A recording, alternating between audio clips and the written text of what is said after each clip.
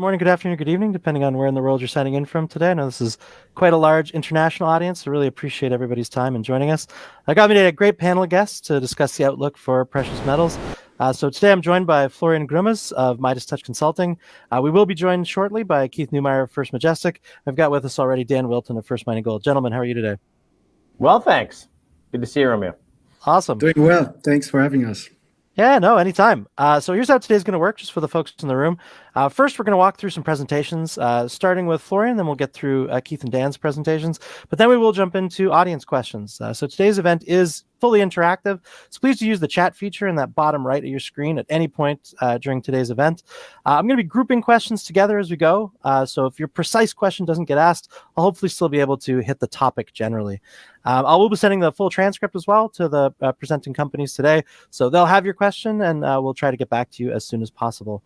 I'll say by means of housekeeping, today's event is absolutely being recorded, will be edited and put up by the end of the day today, Eastern Time. It'll pop right in your inbox for those of you in the room. For everybody else, it'll be posted on both Six's homepage and also on our YouTube channel. But without further ado, I'll let Florian get into the protein of today's event with a presentation about commodities outlook. Excellent. Yeah. Thanks for having me. It's a pleasure and an honor.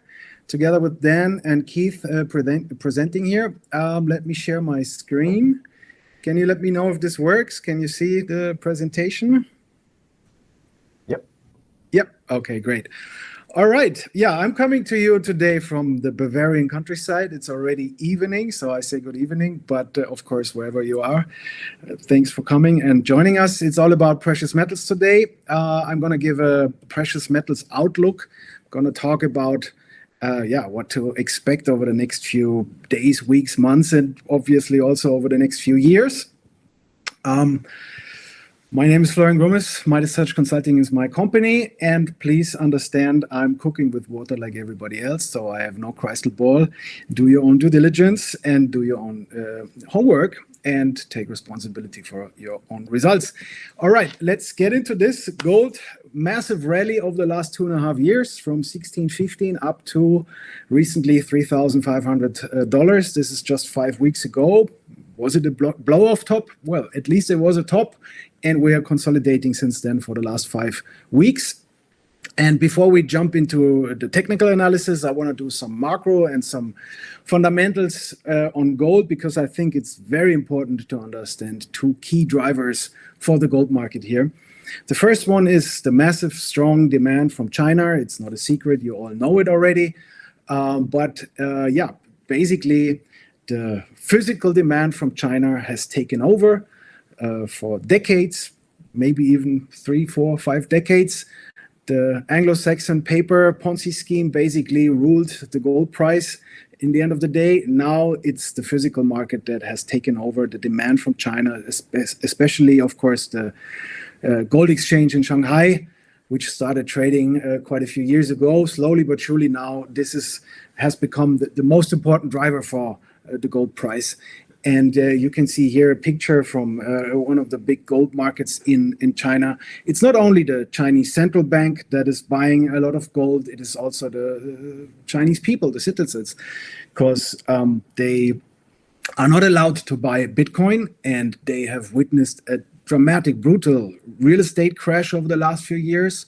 And they have also, just a few years ago, witnessed a brutal stock market crash. So what is left is, the oldest asset in the world, gold, culturally very well connected with China, and the Chinese buying like crazy. And you very likely are still just in the beginning of this buying spree. This could still run for another few years, at least probably. We're talking 1 billion people in China. So just the investment demand from Chinese people. And of course, on top, you have the demand from the Chinese central bank. And China has made clearly the decision to use gold to inject confidence into their currency, the renminbi. They have not chosen Bitcoin, they have chosen gold. And now they're also rolling out basically warehouses and departments of the Shanghai Gold Exchange all over the planet to serve their trading partners, to give their trading partners like Saudi Arabia, like the African nations, the opportunity to cash in their renminbi directly in their own country into physical gold. So the demand for physical gold will stay very strong and will be continuously driven by China. I think there's no doubt about. Here's a chart where you can see the Shanghai Gold Exchange trading volume has been exploding over the last 15 months, basically. And this is most likely going to continue over the next few years. Next chart here I have is the Chinese gold imports. You can see that they have strongly increased since 2022. And then there was a little bit of a breather or a dip last year in the summer in June, July 2024, and also in December of last year. But as you can see, the gold imports in March have been already the strongest since 1 year over the last 12 months. And so that is going to continue. China is not only the largest gold producer on that planet, they are also the largest gold importer. And as you might have heard already, nearly not 1 ounce of gold and silver probably have left China over the last 10, 20 years. Everything stays in the country and they import constantly. So China is the big driver. There was also an announcement recently that the Chinese insurance companies and the pension funds are now allowed to allocate gold into their portfolios. Physical gold, of course, that's another big driver. This is here the chart for the Chinese gold ETF demand. Something you cannot buy in the West, but it's clearly pointing to strong demand and no change in trend here. This will continue, and it's probably still just the beginning. So to conclude this first part here, it's very important to understand the physical market is dominating the price finding. Gold used to be in between the paper market, especially the one in London and in America, the LBMA in London and the COMEX in America, where often there have been trading basically 150, maybe 200, maybe even 250 ounces of paper ounces, not existing physical ounces, but paper ounces, promises on paper. And they were trading for 1 real ounce of gold. And that's how the price finding, the price discovery has happened over the last few decades. This is changing, and I don't think there's any way back. You can see that the LBMA got into big troubles over the last 6 months. They basically promised much more gold than they actually had in their vaults. It's called unallocated gold. And yeah, the smart money, the institutional money, the investors who basically bought those products now want to make sure, is the gold really there? And if the LBMA needs weeks and months to come up with delivery, it's basically clear they don't have it. They needed to get it themselves in the markets. And that's been also one of the price drivers. While at the same time, COMEX deliveries have went through the roof, and America, or the COMEX as well, imported a lot of gold out of the LBMA into America. So lots of strong drivers, and it's all driven basically by the physical demand, the fact that the physical market has taken over. And if you look at the allocations in a normal portfolio of a family office, for example, most of the time gold is between 0 and 1, at best 2% allocation, which is still very small in comparison to where it was in the 1970s. So there is lots of room. So far, the rally has been driven by China. The West has not really participated, and I'm pretty sure that will change down the road. Because, and that takes me to my second big, most important takeaway here, the global bond crisis, which is happening in the West primarily. This is a chart here showing that the yields of the 30-year government bonds over the last 5 weeks basically went up dramatically in many countries, of course, especially in Japan, but also in the US, in the UK, and also in Germany. That means that investors are not willing to buy government debt at those rather low interest rates. They want to see a higher interest rate. So if bond yields are rising, that means there's not enough demand for it. And that's what's happening. Of course, with high inflation, the demand is slow. And what actually is happening now, and we can see this in Japan, governments and the central bank themselves have to buy these bonds. So if we look at the Japanese 40-year yields, they went completely through the roof. Very dangerous scenario because the Japanese government bonds basically were one of the tools being used for the carry trade. And the further these yields are rising, the more difficult it is for the states to refinance themselves, basically. And of course, all these hedge funds blowing up with their carry trades. So the stock market worldwide basically is also affected by this, and we've seen this August a year ago. So it's going to be interesting how this plays out. The fact is, investors' demand is shrinking for these government bonds worldwide, and Japan is the canary in the coal mine. You can see what happens. The Bank of Japan already owns more than 50% of the government debt, the JGBs in this case here. And this is going to continue. And of course, if they need to print money to buy these bonds back, basically, that of course sparks more inflation because you basically expand the money supply, the fiat money supply.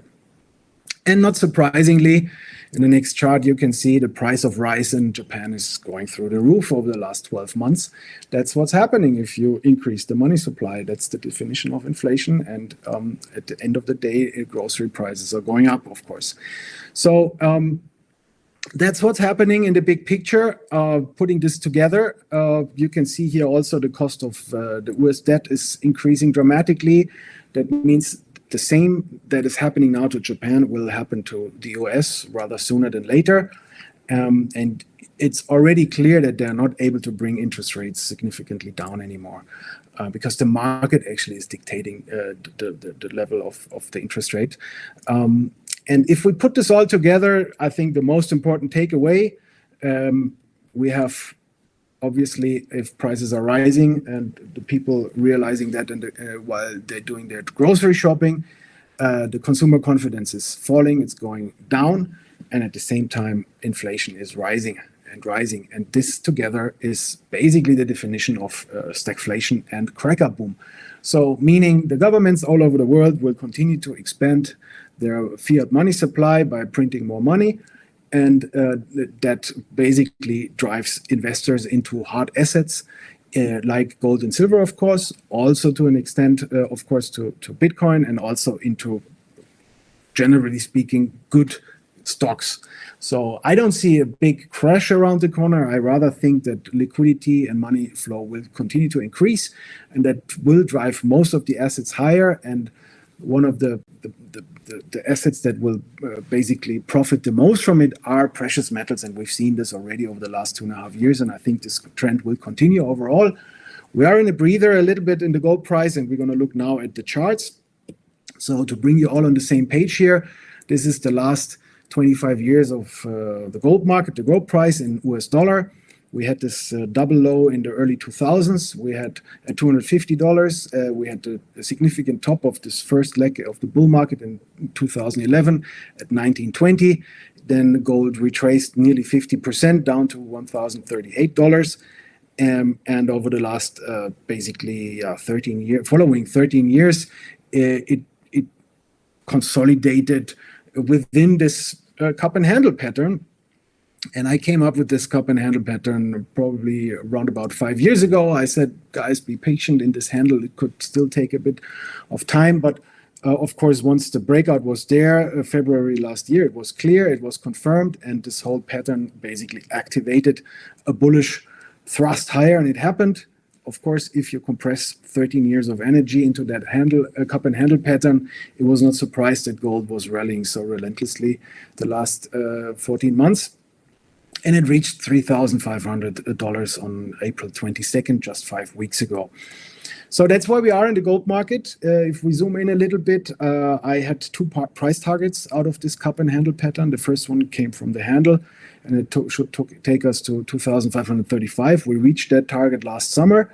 And then the second target was 3,100, and we very recently reached that target. So that's what I had on price targets in the short to midterm for the gold market. In the long run, of course, I'm in the camp believing that it goes at least to 5,000, probably rather $8, $9, $10,000. If they continue to print like crazy, we can even see whatever. I mean, just put a zero at the end and we end up maybe at 50,000. Who knows? I mean, if gold would back the whole fat balance sheet at the moment, I think it would have to trade around $70,000. So, I mean, yeah, sky is the limit, generally speaking. I tend in my analysis to look for the midterm kind of price targets, so that gives us a realistic outlook. That's something that people can work with as well. So we are in uncharted territories here at $3,300 where it's trading right now. This is still a monthly chart. We now need to figure out something that is kind of like fixed that helps us to get some orientation here. And we had, of course, this significant low in December 2015. We had another significant triple low in the autumn of 2022. This is just 2.5 years ago. And we had this recent top at 3,500. We also have this neckline of the cup and handle pattern, which now, of course, is strong support. So that's basically something that is kind of like fixed. That's giving us some orientation to start with. And we know that this whole rally from December 2015 was 235% for gold. And since the triple low in autumn 2022, gold is up 117%. And my assumption is one of those two legs, basically, or those two rallies will to some form be retraced right now, being corrected, right? And I'm trying to come up with a best case and a worst case scenario if you want. So the worst case scenario, and I'm just using the very basic Fibonacci retracement levels here, would take us back to that neckline, would take us back to prices between, let's say, 2,200, 2,000, maybe. I mean, there's even an open gap at 1810-ish. So that would be really the worst case here. I don't know how gold can go there, to be honest, given the macro environment. I can only imagine gold retracing so deep if we get a big, massive financial crisis like 2008. I don't see one around the corner. And if something like this would happen, I'm pretty sure that central bankers would step in very quickly. You've seen 2 years ago when the bank run in the US happened over one weekend, they created 400 billion base money out of thin air. So I doubt that they would basically wait and just let another financial crisis like in 2008 happen. They would print like crazy. So this is very, very unlikely. But I have to mention it, worst case scenario around 2,000 to 2,200 maybe. I don't see how gold can go there. Best case scenario, we just retrace this recent up leg from 1615. That would take us into a range of 3,050 to 2,800-ish. That's the best case scenario. And so far, gold seems to respect that. We have seen a low at 3,120 as of Thursday a week ago. Maybe we get another pullback a little bit lower. Maybe that was already the low. I was in the camp over the last few weeks saying that I believe this consolidation correction will play out above $3,000. And so this this blue box here should basically hold. And that would be our best case scenario for gold, a mild sideways consolidation correction. Volatile, of course, to take out most of the leverage guys and to make it difficult for everyone to understand what's happening. But I don't think we're going to see big, deep pullbacks here. Again, the gray box here would be the worst case scenario. I don't see how we're going to get there, but of course we always want to be prepared for everything. I assume gold will consolidate above 3,000 over the next few weeks, and then probably we get a nice summer rally into the summer months. If we look on the weekly chart, we had this triple low, and we have a top here at 3,500. Again, you have the neckline of the cup and handle. You have the percentages of the recent rally, and you have this retracement box, and gold is trading within a clearly defined uptrend channel. And again, if you would get a pullback within that uptrend channel, usually it should go back to the mid-trend line here. That takes us back to around 3,000 to 3,100. So another indication that this zone is strong support. and gold already nicely bounced out of that support zone, basically 12 days ago. So that's the weekly chart. The one caveat I have, we have the stochastics oscillator here. We have a sell signal. After such a massive rally, I wouldn't be surprised if the pendulum has to swing to the other extreme, meaning coming from an overbought situation to an oversold situation, and that would take us a few weeks until this oscillator would reach this oversold setup. And I have a seasonal chart later as well that basically will prove that, or will show that would make sense. June usually is a weak month. So I would expect this green circle here to play out or come into play maybe somewhere in July, and that would give us a good new buy signal for the gold market here. So the weekly chart still points to some more consolidation here. And if we zoom in one more step into the daily chart, we have this uptrend channel. We have the 50-day moving average, which has held this first attack 10 days, 12 days ago.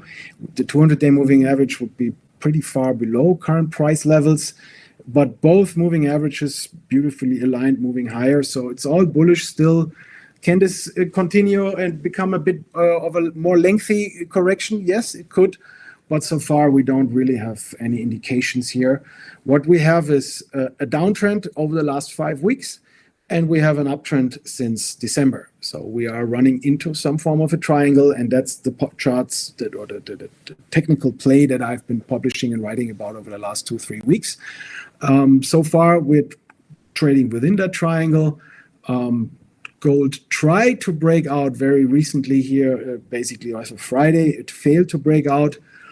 Let's see. One important information on the daily chart, and actually a positive information, we have this open gap here at 3,420-ish. 80% of the times open gaps are getting filled. So there is a bullish trajectory overall for the gold price here. Besides all the trends, there's also this open gap acting a little bit as a magnet, if you want. So I assume this gap will be closed at some point over the next few months. And if we look at the stochastic here for the daily chart, you can see we're on a buy signal. So we might get another test of this red downtrend over the next few days before this thing might then test the lower support, which is the green uptrend line. We are somewhere in the middle here, momentum-wise. We are in a consolidation, so it takes time. Sideways is the name of the game overall. You can see here again, I marked this in red. This is the resistance where gold failed on Friday and Monday. And now probably over the next few days and weeks, it might want to test the lower boundaries of this triangle. But that's it. I don't think it's too dramatic at the moment. I expect a sideways consolidation here on high levels. 3,300 is a great price. Most of the big producers are literally printing money like crazy at these levels. And I don't think that gold will drop below 3,000 anytime soon, or if at all. Looking at the sentiment, we are coming from over dramatic panic sentiment levels here in October, November 2022. This is 2.5 years ago. And the pendulum has swung back up into greed, optimism, positive expectations. And of course, this cannot stay forever. What has happened over the last 10, 12 months, we've seen cold showers, meaning quick, sharp, sometimes deep pullbacks in the gold price to basically calm down, cool off this overheated sentiment. But in the end of the day, the sentiment nicely stays above here, these levels 55, 60-ish, meaning most likely this cold shower is already enough to calm down the situation. We don't need to see the pendulum swinging towards the other extreme, which would be fear and panic. I don't see it yet, but we have to keep this green box here in mind, which would basically, if sentiment levels would fall below 50, that would be an indication that we probably are on the way to fear and panic, and that also would only happen through much lower prices. But right now, I assume this cold shower kind of sentiment cleaning will continue over the next 12 months within this bull market. Same is true for the commitment of trades, which is basically the data to the futures market in the COMEX. The commercials have been relentlessly short here over the last 12 months. So they've been short into these strongly rising prices. They even covered some of their short positions and are now holding a accumulated net short position below 200,000 short contracts, which is already much better than a few weeks ago. Ideally, you want to see something around 100,000 net short position. Doesn't happen too often, can take some time. You can see here the extremes from the past. Again, this is kind of like a pendulum from one extreme to the other. It would be nice to see that, and maybe it would take another $100 or $200 from here to bring the commercial short position already to those levels. Overall, I don't pay too much attention to the commitment of trade report anymore because, as I showed you at the beginning of this presentation, the physical market and the physical demand from China is much more important now than what the paper and commercial speculators at the COMEX are doing. But of course, we still have to pay attention to some extent. A very important chart before I come up with the conclusion here to the gold price, seasonality. The last 15 years, gold has a strong pattern, usually a top somewhere in April, usually between March and May, but most of the time in April. And it seems this year seasonality works really well. Usually then you get a correction, a pullback, a consolidation, a breather into June, July. And then out of an important turning point in July, you get a nice summer rally into August, early September. And then until November, most often even the last FOMC meeting of the year in mid-December, gold is rather corrective and consolidative in its price action, meaning we have this second turning point here in mid of December. Right now, I'm looking for this turning point here in July. I think that's going to be the next really good buying opportunity. And as we all know, once mid-December is done, usually you get the best rallies of all in the gold market. And that's also the best time for the mining stocks. So typically, gold has two important turning points. One is in the summer, June, July, and the other one is in November, December. And of course, I'm looking towards the one now in the summer coming up soon. Maybe in a few weeks, we have seen an important turning point already for gold. And putting this all together, gold is trading in this triangle. We have support and resistance here. I assume it will maybe try a little bit longer here to attack this red downtrend and then probably fail and pull back. And that would take us back to maybe 3,200-ish. And then towards, as I just laid out with the seasonality, towards later in June, July, early July, mid-July, we should see a breakout, followed maybe by another pullback, and then the close of this gap around $3,420. So that's the bullish scenario. Nothing spectacular over the next 2-3 months, but at least a healthy and solid consolidation on high levels. That's my main expectation. Should the triangle break down to the downside, and that means that this support here will not hold, then, of course, the next support zone between 3,050-ish and 3,100 would come into play and might see something like this, a deeper pullback, which then would probably give us a pretty good buying opportunity down here, slightly above $3,000. So those are the two scenarios I have for the gold market over the next, let's say, 2 to 4 or 5 months. Overall, I'm remaining bullish. Long term, I assume much higher prices. Short term, I respect that there is some form of consolidation going on and that gold just needs a bit of a time and a breather here. So that's it on gold. If we still have enough time, then I would quickly go through the silver chart, which also is, of course, very promising here because silver is basically working on the mother of all cup and handle patterns. You can see this is like this chart goes back to the 1970s, and you can see that silver basically traded in these different ranges over time. We can discuss the exact ranges, of course, but the takeaway here is important. It didn't happen very often that silver traded above $30, and it seems that it has now moved into that box between $30 and $50, which makes $50 the next logical target here for silver. And if we paint in this big cup and handle pattern, I think it's clear that we are in an uptrend. I think it's clear that silver wants to see higher prices and is moving within this box here towards the $50 level. I think this magnet is active, and it will attract and pull silver in that direction. If at some point over the next 1, 2, 3 years, it can happen very fast. It might take another 12 months, who knows. But if this breakout out of this cup and handle pattern at some point materializes, we're looking on a linear chart of at a price target of $100, and on a logarithmic chart, we're talking more like $500 silver. So this is still a bit far away. First of all, silver needs to reach that $50 level, and then, of course, break out of this cup and handle pattern. But the potential is there for really a 3-digit silver in the future. And of course, if you study the fundamental background to the silver market, you know that there's lots of arguments on the table to believe that this is going to happen. So if we zoom into the silver chart, what basically has happened over the last few weeks or months, it's sideways with a little bit of a bullish note. It's still trading below the October highs, but it came nicely back from this quick little dip end of March, early April, when the stock market crashed.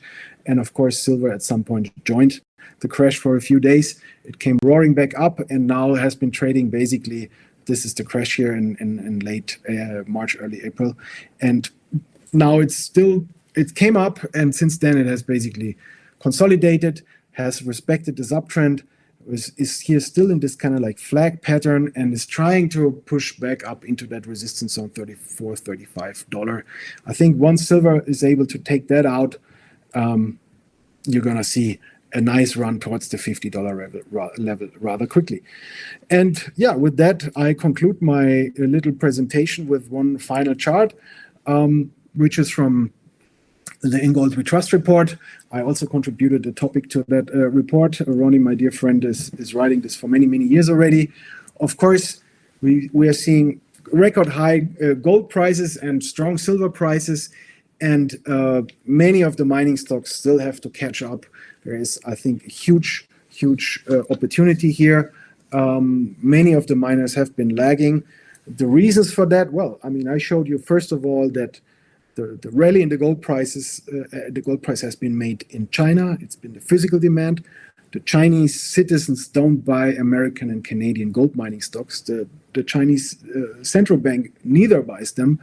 Yes, there are private Chinese investors, of course, connected with the CCP and government entities, but they have been investing in mining projects, but they are not necessarily aggressively active at the Canadian and the American stock exchanges to buy these mining stocks. So that's the first reason. The second reason, of course, all this ESG craziness over the last few years has basically created a very bad environment, nearly an uninvestable environment for many of the mining stocks. And mainstream still has to do a lot of homework and learn that without the materials and the commodities out of the ground, all this future developments are not possible. We need the materials, and slowly but surely now governments and the responsible people waking up to the fact that this whole permitting process, for example, it became way too complicated and way too lengthy. So that is, of course, the second reason. The third reason is passive investment. ETFs have taken over dramatically, and then many of the mining stocks are simply too small for all these big ETFs to be invested in. And yeah, you can come up with many more reasons, of course, but those are three very important ones, I think. Anyway, the truth is, I think many of these mining stocks have beautiful catch-up potential, and I think what we can see is the TSX Venture definitely showing signs of not only a bottoming out, but also a strong new uptrend. You have to remember that this stock index has been in a bear market since basically the financial crisis 2008. So I see that there is coming life into the TSX Venture, and that tells us the mining stocks should do really well over the next coming few years. Yeah, and that's it from my side. If you want to know more, go to my website, midastouch-consulting.com, or join our Telegram channel. It's all free. I have daily, weekly, monthly, in-depth content on gold, silver, and on Bitcoin as well. Thank you very much. And from here, I hope Keith and Dan are here to take over. Hey, Florian, nice seeing you online, and great presentation. I saw your presentation a couple of times on our travels, and nice to see the cup and handle on silver forming nicely, and very optimistic that we'll end the year on a very positive note. And I follow your thinking process. So as we get into the presentation, if I could advance the slides, it would be nice. Why is it not advancing? Jesus Christ. Oh, okay. I just missed the forward-looking statement slide. Sorry about that, but I'll quickly go through silver. I'm not going to read everything on the slide, but I think the most important things to take away from the silver supply-demand fundamentals is really, we're in a market right now where we're consuming 1.2 billion ounces of silver a year, or thereabouts, and the miners are only supplying 830 to 850 million ounces a year, and then that's quite a large deficit. Recycling has not really changed very much, despite the price. This price is having zero effect on recycling. We just came back from Japan on a trip to a smelter and a refinery over in Japan, and they're scrambling for supply. They can't get enough computer waste. There's just a real lack of available recycled materials, and so, which is quite interesting to really think through. So I don't see there's really any driver of supply coming for the next decade at least. It takes a long time to get a mine up and running, and permitting's taking forever, as was touched on earlier. And yeah, we're in a very unique supply-demand fundamental setup for much higher prices in silver, which is pretty exciting. And just talking about the company a little bit, in Q1, 57% of our revenues from the sale of silver, 33% was from gold. The rest was in the form of lead and zinc. We've got 4 producing mines in Mexico. Our goal is to become the largest silver producer in the world. And I know that's a lofty goal, but you got to have goals in life. And, that's our goal to get to. Big land package. We're also the only mining company in the world that has our own mint, which we'll talk about as we get through this presentation. ESG is obviously quite important for the mining sector, something we pay a lot of attention to. Our mines are in communities that rely on these assets, rely on these mines. And without these mines, these communities just simply wouldn't exist. And if there's ever a problem in town, it's our guys that get the phone call. The government doesn't come in and fix power lines or fix pipes under roads. It's always us that comes in and helps out. We help out the schools, supplying computers, medical programs, supplying eyeglasses, and a variety of different things that we do throughout our communities, which we are very proud of and take very seriously. And as a result, as you can see, our scores are in the top quartile of the mining sector. Going to our guidance for the year, we put guidance out twice a year. January and July. We actually beat our guidance in Q1, which was nice to see. We came in on a lower cost and also slightly increase in production. Los Gatos and Santa Elena are really the two engines right now behind the company. San Dimas is doing well, but slightly under budget, and La Encantada is also slightly under budget. But on a whole basis, on the 4-mine basis, we actually performed better in Q1 than what the guidance would suggest. And we'll get into it on a mine-by-mine basis.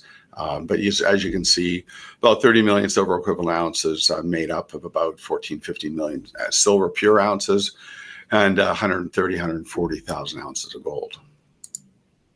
And going through the last 5 quarters, you'll see that we had pretty strong 2024. We started the year, a little bit on the low note, and then as we got through each quarter, we saw quarterly improvements not only on production but also on costs. And you look at the Q1 cost numbers, you can see quite a nice little dip there as a result of throughput and some other efficiencies that were going on within the business. And Q1, something obviously we're proud of. It was a record quarter, and ended the quarter off with over $450 million in cash. Obviously, a sizable amount of cash. Our revenues were, close to $250 million. Free cash flows were $110 million. Record silver production, as I said. Lower costs and so on. So it was just a really good bang-up quarter. And one thing that investors should note is that this was the Gatos transaction closed in mid-January, so not the full quarter of production hit this quarter. So the full quarter will be Q2. So look for very, very strong Q2 as well. And looking at the assets, we're very lucky to have 4 producing mines in 4 neighboring states. This brings a lot of synergies to the business. We could move equipment or people or whatever the case may be between each of the mines, which is quite efficient. And also these four states are really the 4 most mining friendly states in Mexico, and it's great to be close to the United States, where we've got strong supply chains for natural gas and for other chemicals and other products that come in across the border. So going to Gatos, as you can see, looking at this picture, it's a pretty clean operation. It's only been running for about 3 years now. It's probably the most modern, well, it is the most modern mine that we've ever visited, and we're quite pleased to see it on our first trip. It costs about $300 million to build this facility, and it's operating at about 4,000 tons a day right now. It says on the slide, almost 3,700, but we're actually getting slightly improved throughputs. As you can see, the costs there are quite nice as well. Big land package, 103,000 hectare land package, and it's a joint venture with DOA. It is a concentrate producer. It produces silver and lead and zinc. 70% of the production here is in the form of silver. Produces about 13 million ounces of silver equivalent a year, and attributable to First Majestic is about 10 million ounces of that number.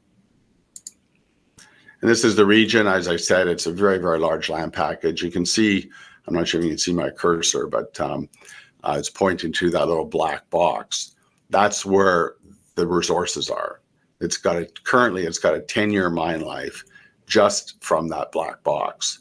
And you can see all the other areas on the map that are all interesting geological structures that we're yet to get to. It'll take time. This is a big property. We're not going to be blowing our brains out. With a 10-year mine life, there's really no pressure on us to really drill, despite the fact we will be spending about $15 million in exploration at Los Gatos this year. But it doesn't really need additional mine life. We're just going to be defining areas close to the mill and just keeping the mine life steady over the next couple of years. And that's really our objective with that exploration spend. Santa Elena is another, strong horse in our portfolio, another big land package. I'll get to it on the coming slides, but it had another record year. We had, in 2023, we produced just under 10 million ounces on a silver equivalency basis. In 2024, we just broke through 10 million ounces. So it was really nice to see another record year back to back. We got a big drill program, as you can see on the slide.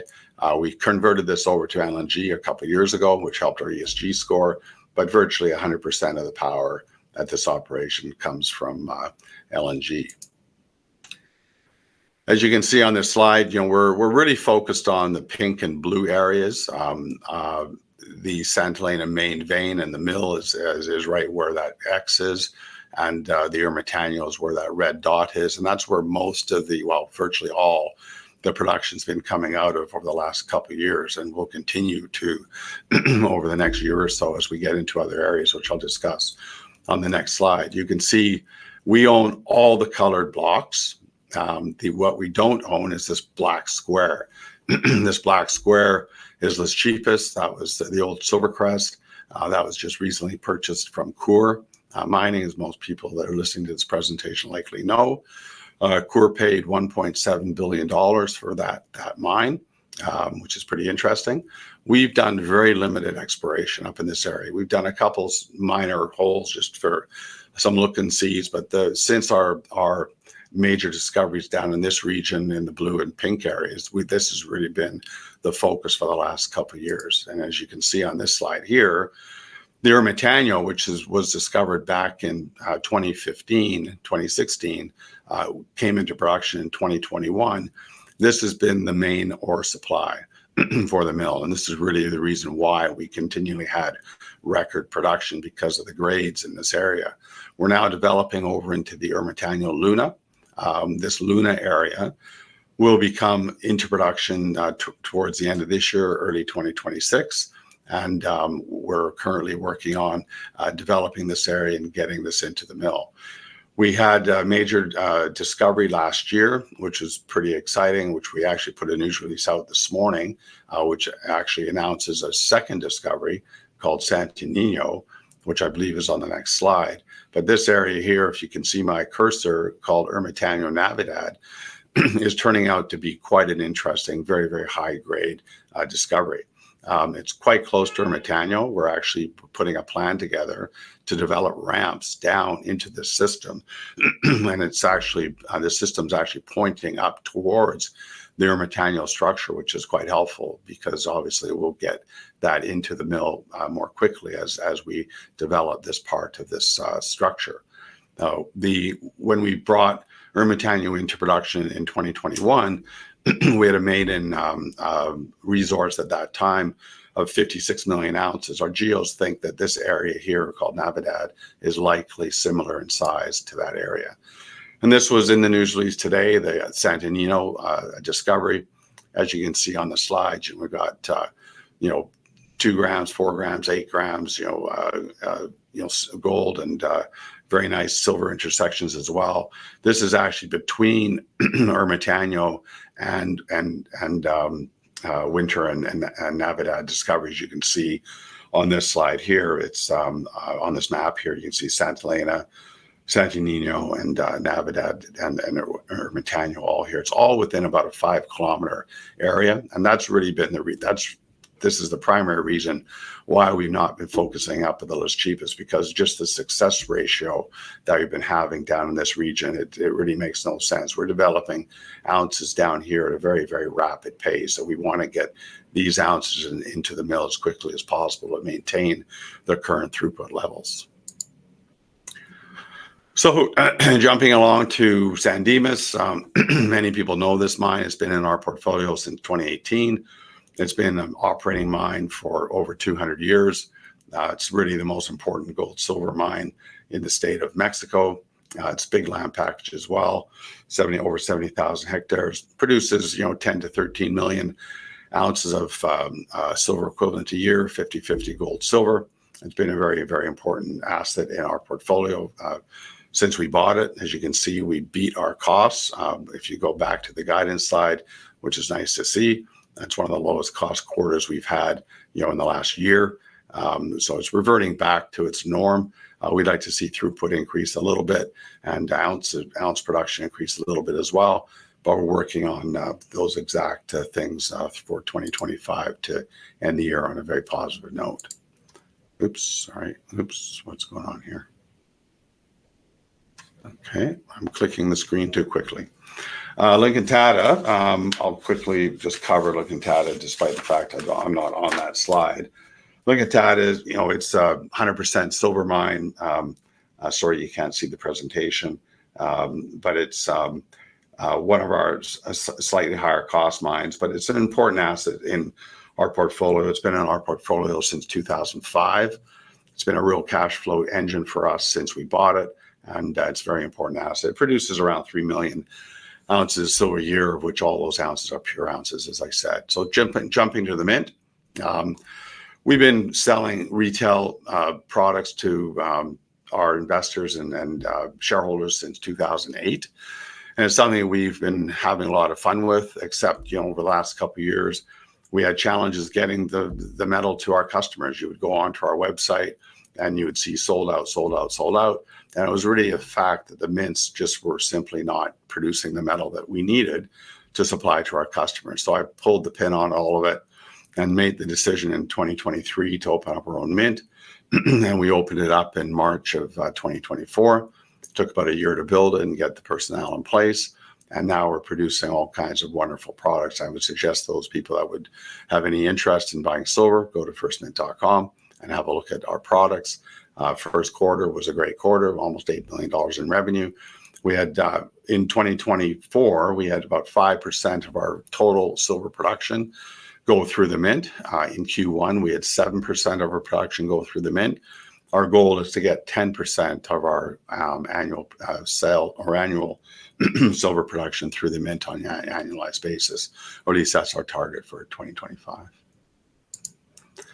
Jumping along to our liquidity, I talked about our strong treasury earlier, but if you add up all our liquid assets, our marketable securities, and our credit lines and everything else, it comes up to be, whopping over $500 million US dollars, which is, pretty strong place to be. It's the strongest balance sheet we've ever had in the history of the company. Thanks to the current metal prices, we're hoping to end the year off on a very strong note as well. So look forward to seeing even further improvements throughout 2025.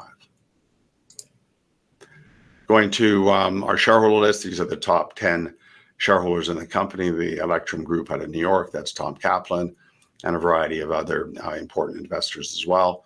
I'm no longer on the list. I got bumped out by a couple of these institutions, unfortunately, but if we had the top 20 list on the slide on the screen here, I'd be on that list, of course, as my shareholding also always increases on an annual basis, shows our market cap there and the different research coverages that we had. One thing interesting of note is the institutional and the retail shareholder base flipped on its head. Before the Los Gatos acquisition, we were about 55% retail and about 45% institutional. Now, as you can see on this slide, we're completely reversed from that as a result of some really good, strong institutional support that came into the company as a result of the Gatos acquisition. And we do pay a dividend, 1% of revenue. So the idea there is it's really fixed to silver prices. As the revenue of the business increases due to metal price increases, our dividend increases, and something we're very pleased to pay. We've been doing it for the last couple of years, and maybe eventually we could potentially even increase our dividend at some point going forward.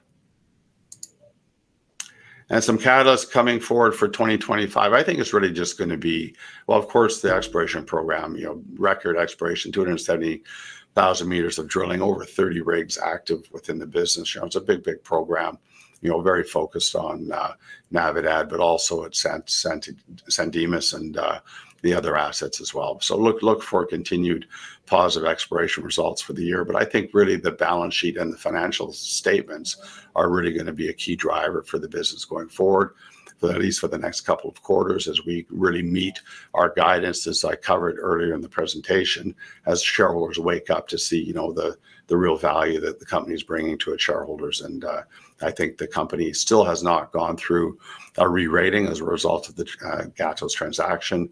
We did create quite a liquidity event for many of the Gatos shareholders, which we've been seeing, and we're getting through all of that. And I think we're going to start seeing some share price improvement, or at least I'm hoping to see that throughout the year as a result of our financial results that come out throughout the next few quarters. And that's really it for my presentation. Awesome. Thank you so much, Keith. Really appreciate it. If you could just close off your screen share, I'll throw it to Dan to give a presentation for First Mining.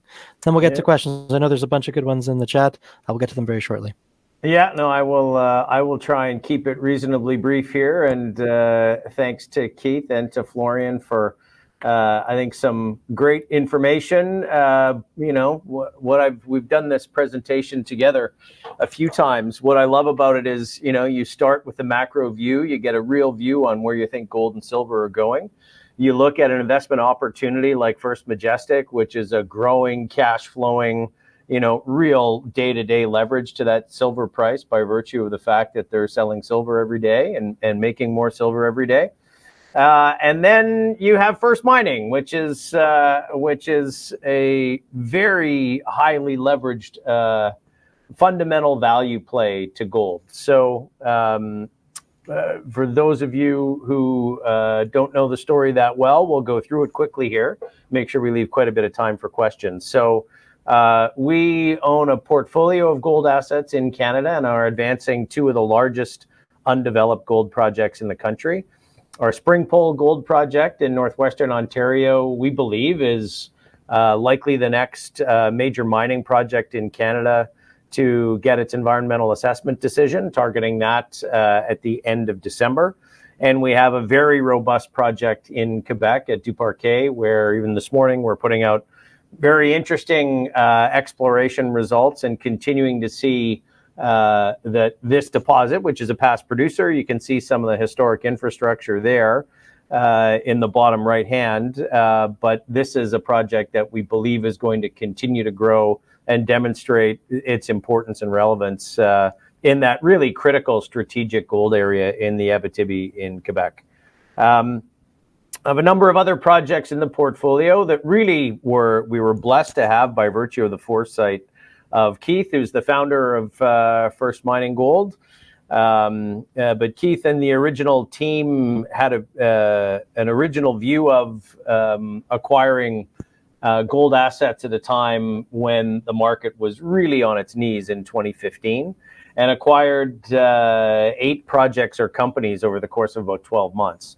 Gave us this portfolio of assets. And so we have quite systematically over the last 5 years brought partners in on a number of these other projects. We really focused our efforts on advancing Springpole and then acquiring Duparquet, but have turned these other portfolio assets now into more than $70 million worth of cash, which is an important thing. We don't get a lot of credit for that, and a lot of people don't appreciate it, but that's a significant portion of the money that we've been able to put in the ground to move our projects forward.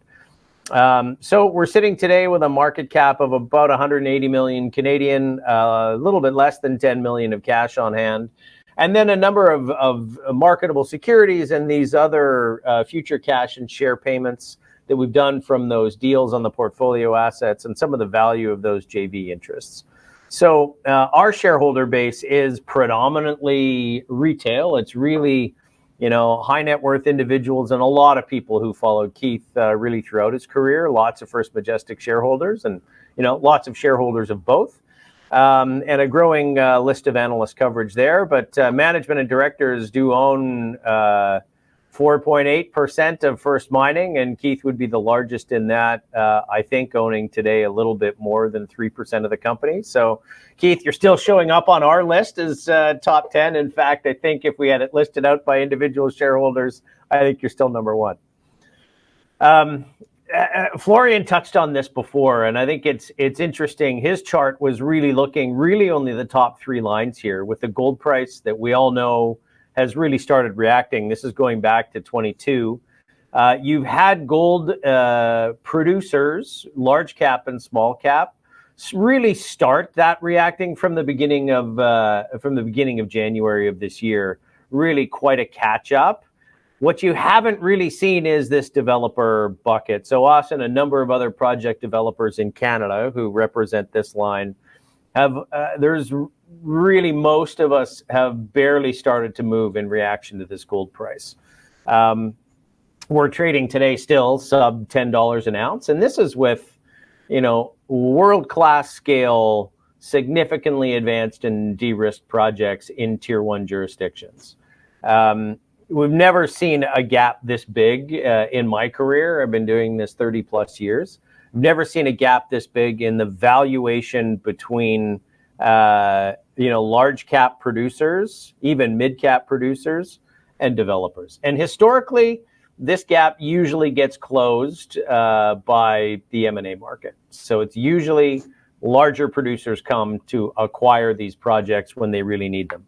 And while we wring our hands a little bit and say, oh, we haven't seen this really robust acquisition of projects in Canada, the reality is that over the last 5 years, almost every 5 million ounce project in Canada that has received its environmental assessment approvals has been acquired or funded at values of $500 million or more.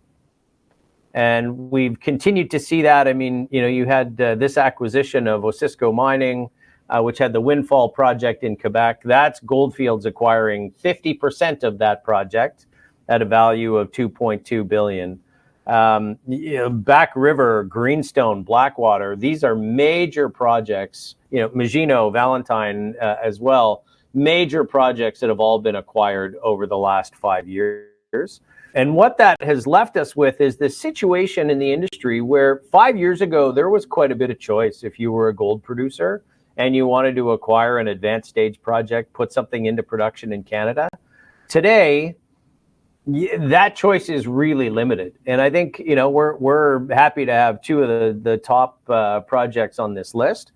But the other thing that we point out here is that if you screen this list by advancement on environmental assessment or permitting processes, the reality is here, I think there are maybe 3 projects that could see a shovel go in the ground in Canada between now and 2030.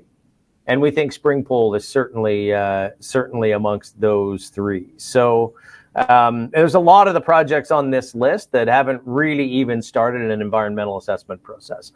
You know, Florian has made some good comments, Keith as well, around, you know, one of the things that investors have become concerned about, particularly with North American, Canadian assets, is this permitting timeframe, permitting risk. That's something that we are really starting to see that awareness switch has really been flipped amongst politicians in Canada, amongst the general public, amongst regulators. You know, I'm coming through the tariffs and some of that disruption as we have over the last few months. There is a real, I think, grassroots desire to see these projects move forward more quickly. The reality is we're going to hear a lot in the next few months about governments, you know, aiming to speed up permitting processes. It's not going to help us very much at Springpole, honestly, because we're sort of at the front of the queue. But I think it could have a really big impact on how quickly we may be able to move forward Duparquet in the future. And just so we talk about sort of how we see the value in the company, you know, call it net asset value based on our technical reports, our preliminary economic assessment at Duparquet, and our pre-feasibility study at Springpole. Those reflect a value of about $1.80 a share. And, you know, we're trading today at about 16 cents a share. So a big gap there. Typically, historically, you'd see projects that get through environmental assessment processes trading at, call it 0.4 to 0.6 times that fundamental value.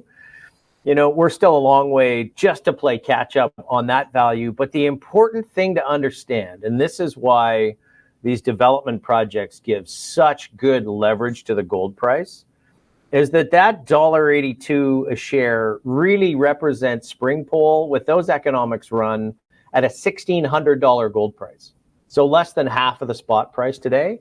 And with Duparquet run at an $1,800 gold price.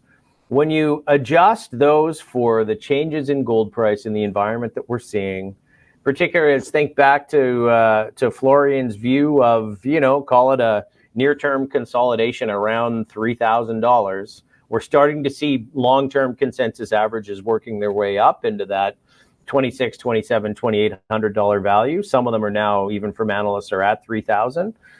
Every $100 in the gold price is $250 million of after-tax net present value for our projects. So when you go back to that $1.82 and look at that at a $2,500 gold price, that's in excess of $4. You look at that at a $3,000 gold price, it's in excess of $6 a share of fundamental value. And again, you can buy these shares for 16 cents today. So I'll just talk a little bit about the projects here, give you a bit of a sense of some of the timeline and catalysts. So this shows our Springpole Gold project located in northwestern Ontario. One of the things that's really unique about Springpole is it's one of very few big projects capable of producing more than 300,000 ounces a year. That's sort of how we had it scoped in our pre-feasibility study. We're about 90% of the way through a feasibility study here. That work will likely get completed after we get the environmental assessment decision at the end of December. And we have a 70,000 hectare land package around the project with some very interesting and prospective exploration. So I won't dwell on the numbers here, but it's a large and very robust mine. It's a significant capital project. And I think importantly, has the opportunity to drive a lot of infrastructure and much needed infrastructure up towards some of the communities that we're working with around Springpole. So all season roads, really delivering on road and power infrastructure to help open up that area of Northwestern Ontario over the longer term.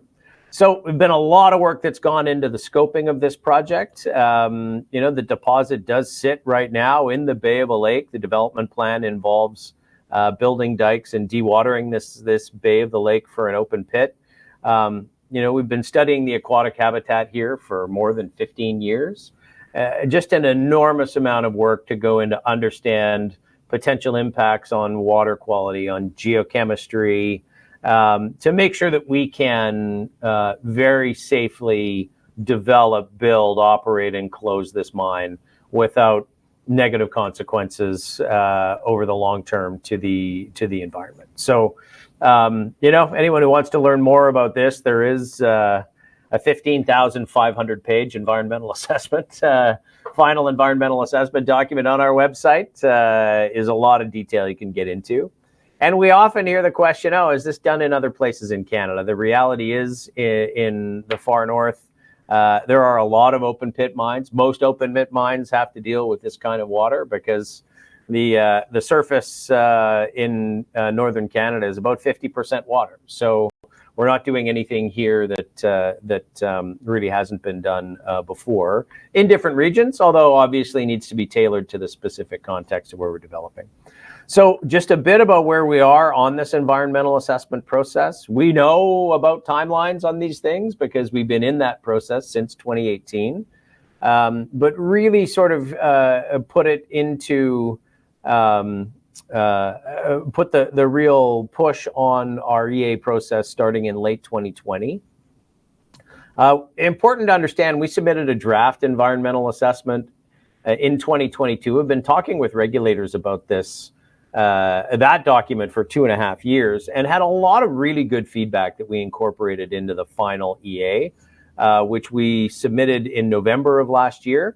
We're through a public comment period on that now, and we're just in this period of back and forth information requests. We've received lots of information requests and clarification from regulators, federal and provincial, from the Indigenous communities that we're working with around the project. Lots of really good work that's being done right now. But ultimately, we aim to be through that comment response period, particularly on the federal side, over the next couple of months. And then at that point, the regulators move on to finish their own review and write up that decision document. So targeting that decision, again, federally, targeting it towards the end of December. So major milestones and catalysts coming up for the project there. I won't go into the exploration, but just to say that, we think that there is obviously lots of room over the longer term to see the project grow. And Du Parquet, again, this is 19 kilometers of strike on the Porcupine-Destor Fault. Why is that important? I mean, you can see the location of Du Parquet here. This is literally the middle of the Abitibi Gold Belt, one of the most prolific and sought-after gold districts in the world. More than 200 million ounces of gold produced in the Abitibi in the last 100+ years. And lots of gold produced out of Du Parquet. So this was actually one of the largest gold-producing mines in Quebec in the 1930s. And we've got a very robust PEA that we did on this project in 2023 that shows, again, 200,000 ounce a year plus of production, very attractive all-in sustaining costs and cash costs in the project. And that's really only looking at producing 2.5 million ounces from what is, a 3.5 million ounce measured and indicated plus 2.5 million ounce inferred resource sitting at Duparquet. So again, we also continue to think that that resource is going to grow, and had some good exploration results this morning, really filling in the gaps on this project. One of the things to understand is what we acquired when we bought this project in 2022 is more than 270,000 meters of drilling on this deposit. It's very well understood. There's been a lot of work that's been done on it. It was taken to a pre-feasibility study in 2014. So it really is, in terms of understanding the project, a really advanced stage. But what we're most excited about is the fact that we know that it's going to continue to grow.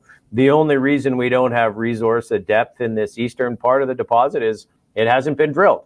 So we're now systematically going through, connecting some of these dots here on some of the more shallow mineralization, extending some of that resource to depth, including, finding what we think are new and higher grade zones on the edges of the deposit, both the north and the south, which is exciting, and more to come on that in the near future here.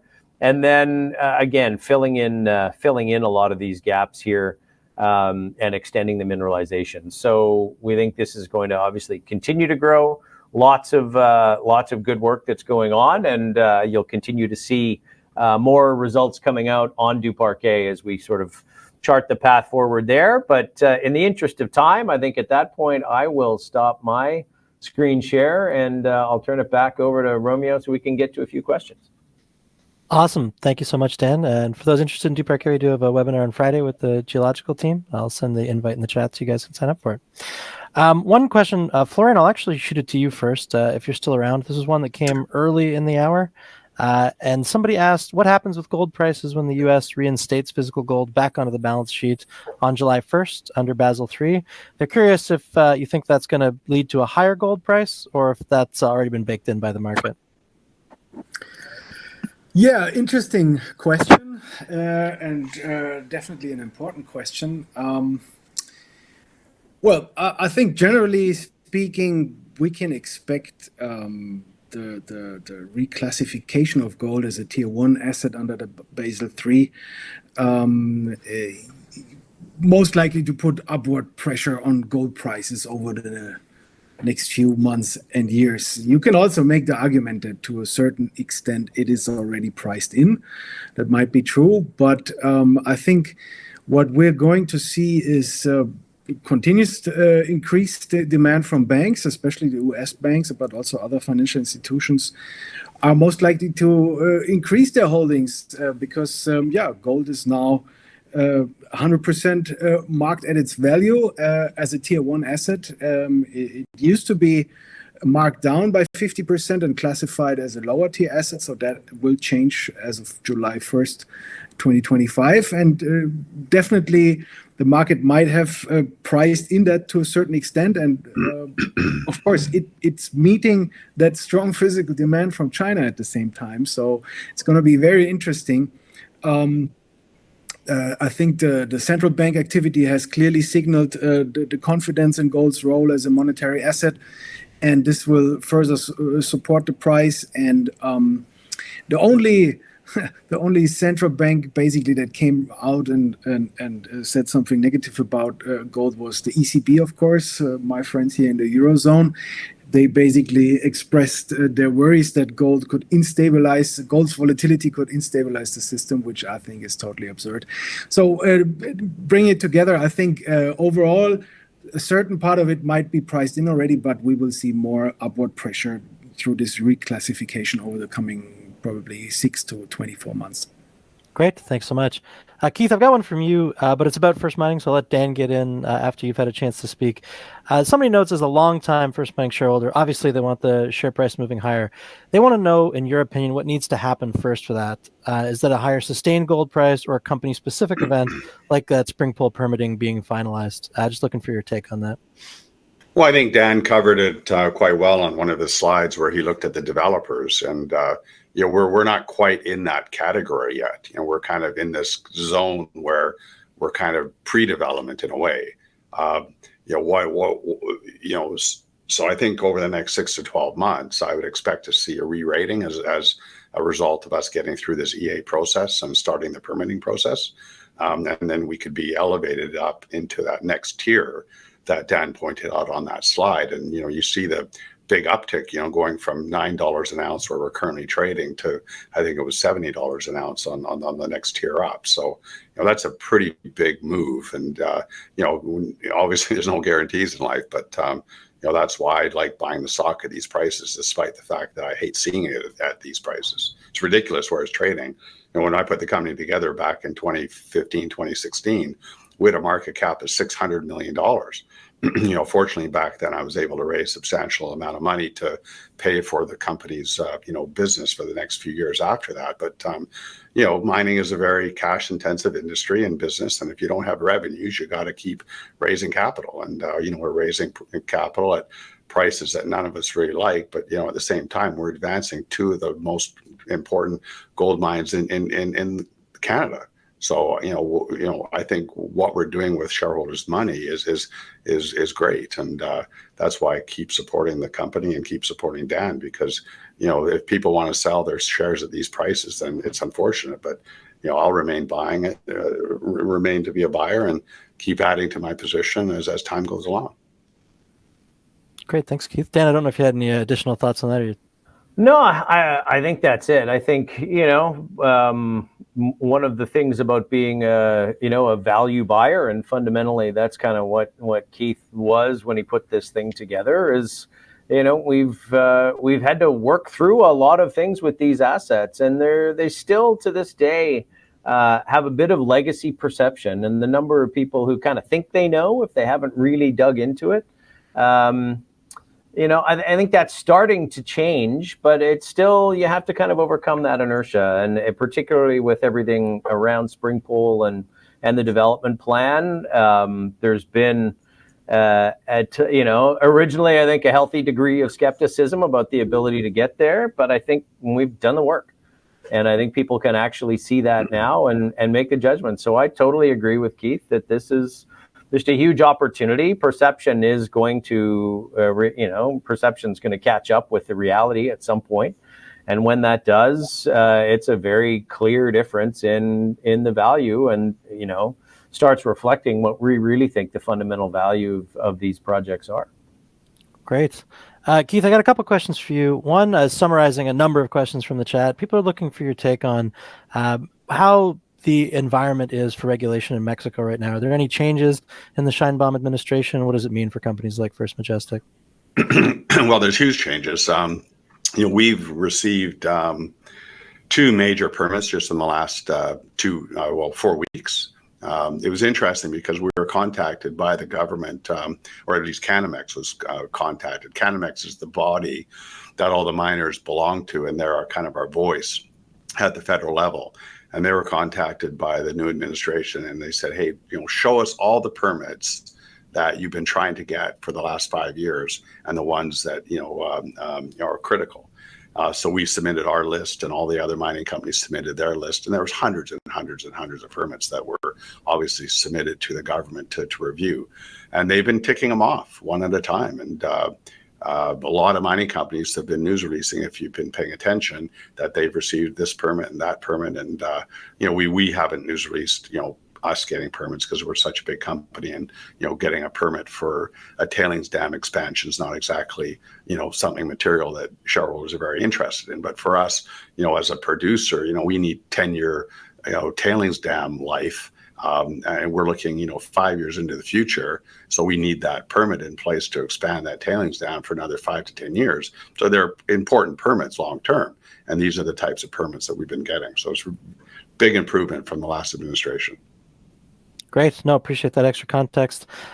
Also summarizing a number of comments. I think, Keith, folks are just looking for a small update on Jarrett Canyon. So I'll throw it to you for that. Yeah, sure. Well, last year it was a bit disappointing. The contractor kind of imploded upon himself. He brought bad equipment to site, and it was, I actually don't know all the details, but what I do know is they didn't achieve their objective. So, we were supposed to drill 25,000 meters of drilling last year, and we only reached 4,000. So it was almost a non-event and quite disappointing. So we've now got new contractors starting in the next couple of weeks, going back and doing that same program. We've also have an independent third party doing a mine plan study to rebuild the mine plan to get it back up and running.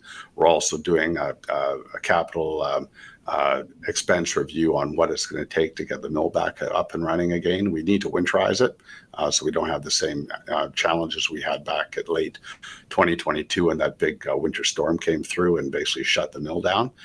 So we can't have that happen again. So that's all coming to place, and we expect to have all news releases on the results from drilling, and we hope to have some economic studies completed by the end of 2025.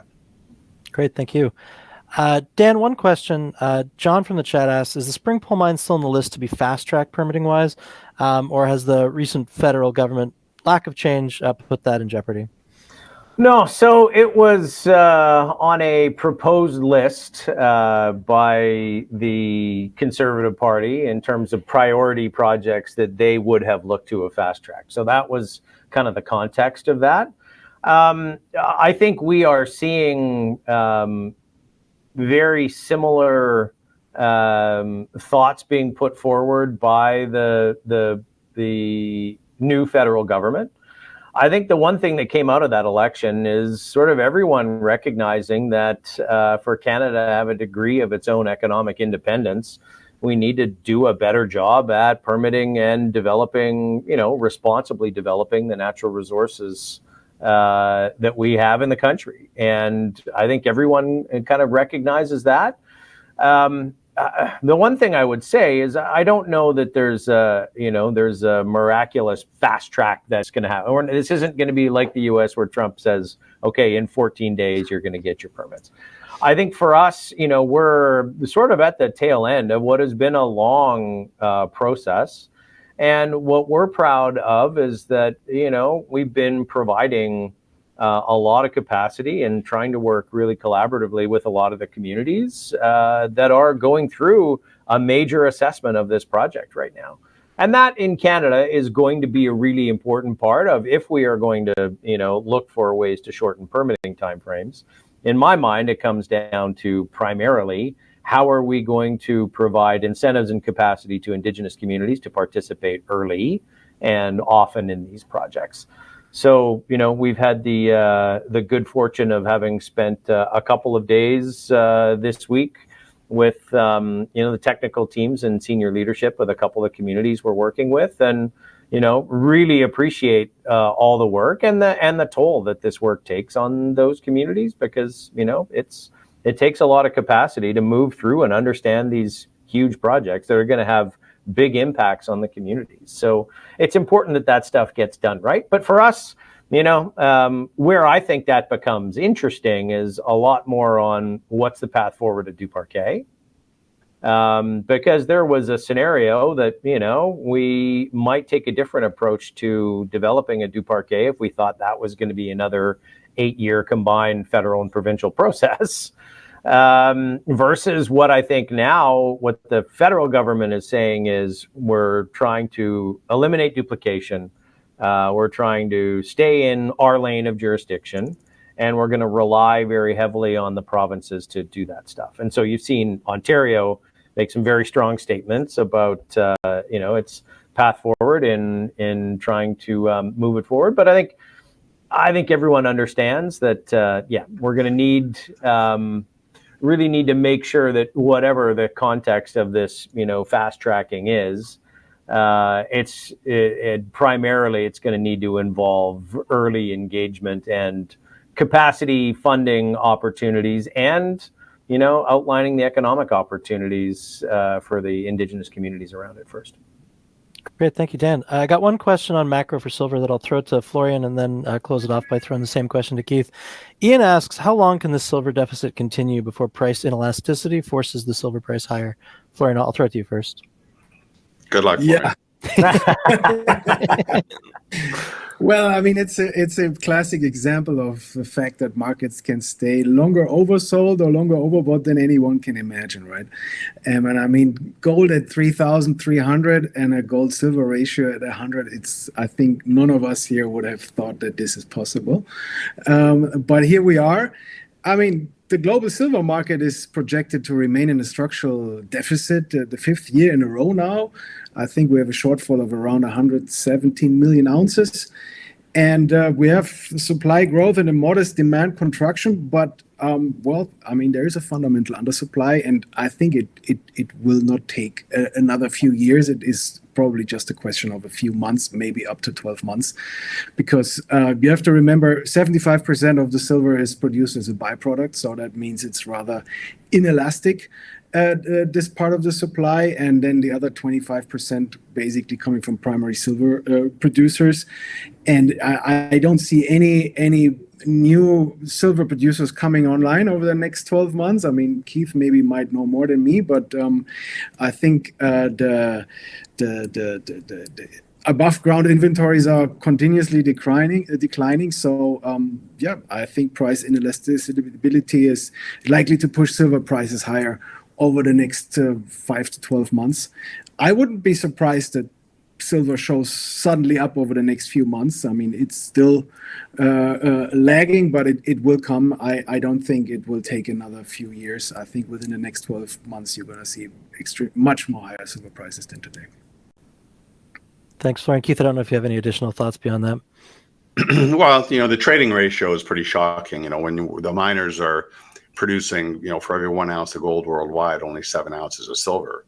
You know, there's supposed to be 16 ounces of silver in the Earth's crust, according to the scientists, and you know, we can't even you know, get to 16. You know, and having a 7 there, it's you know, we're trading at over 100, I think, or around 100 to 1.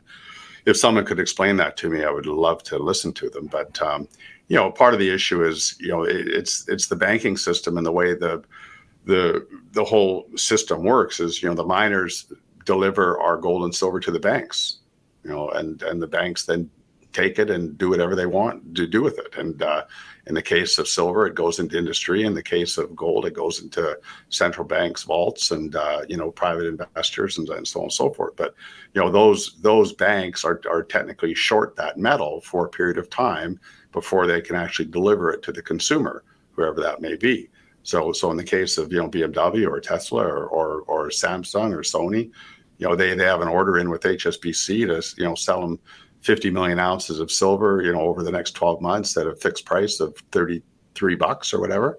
And so that bank has a short position in the COMEX to counteract that trade that they have to deliver into.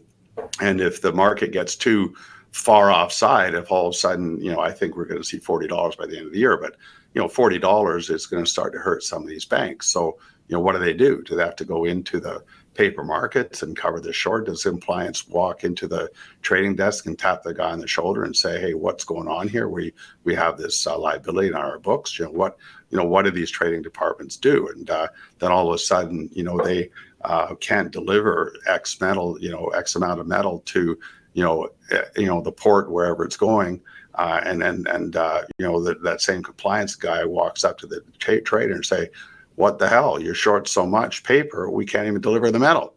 You know, go buy some metal. You know, fill this trade. So those are the kinds of things I think are going to happen because, you know, these deficits are not going to go away. You know, the ball is rolling. Like, we're not going to turn the lights off on the planet. We're actually turning more lights on. You know, we're electrifying the planet. And there's you know, 3 billion people in the world that don't have electricity. They want electricity. They want refrigerators and cell phones and all the nice gadgets we have. And we need to build nuclear plants. We need to build electrical infrastructure. And we're going to be building a lot more gadgets. So, you know, the consumption is going to continually climb. And I don't see any new supply coming online over the next 10 to 20 years. There you go. Can't disagree with you there. Now, I know we're right at the end of time. I did want to give the 3 speakers just an opportunity to tell investors why they might take this opportunity to look at their company. So I'll give you all 30 seconds, starting with you, Keith, then Dan, and then Florian to talk about Midas right at the end. Hundreds of people in the room. Let them know why they should look at First Majestic. Sure. Well, because lots of things. I could spend more than 30 seconds on that. But hey, look, we're the third largest silver producer trading in North America. I think we're likely probably one of the most undervalued because of the acquisition we've just done. We've created a huge liquidity event, as I tried to touch on, in my presentation. So, we issued quite a lot of shares, for the Los Gatos transaction, and a lot of those shareholders had never seen liquidity before. They'd never had seen a profit before. So all of a sudden, there's a huge shareholder base, some of which have added to their position. Some sold maybe half, and some have gone out of the position completely.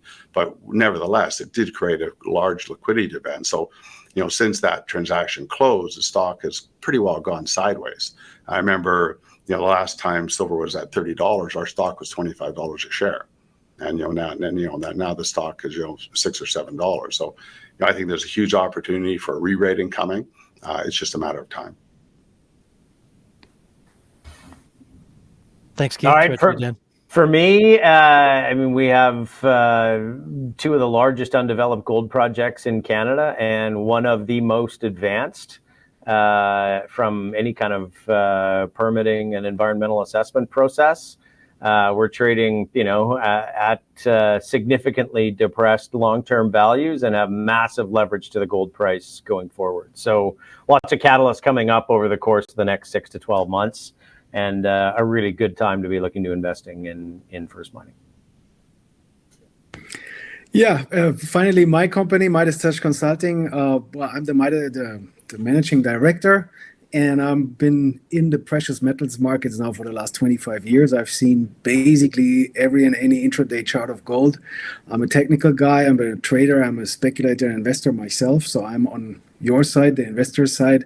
I've done all the mistakes in investing in mining stocks. And I learned slowly but surely the lessons. And I publish weekly, daily, and even monthly in-depth research on gold, silver, also on Bitcoin. We've been very early with the digital assets as well.